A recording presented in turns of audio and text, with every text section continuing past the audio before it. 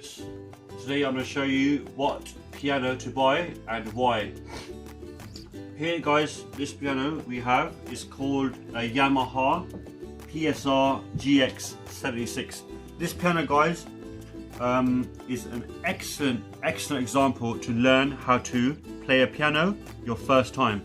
Guys out there, anyone, all the viewers, all the pupils, all the children, anyone who's a beginner and wants to learn the piano, this is the absolute excellent prime example of what piano to use, because if you don't realize, this piano, the Yamaha PSR GX76, is a piano that was given in schools for students to learn as well, because this is the piano I learnt on in the school when I was at my high school.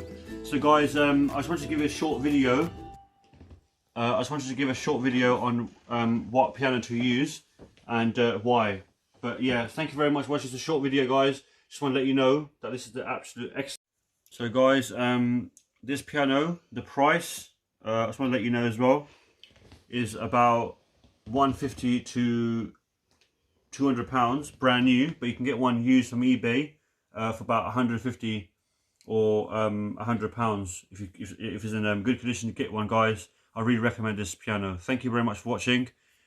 Please subscribe my channel and share this video.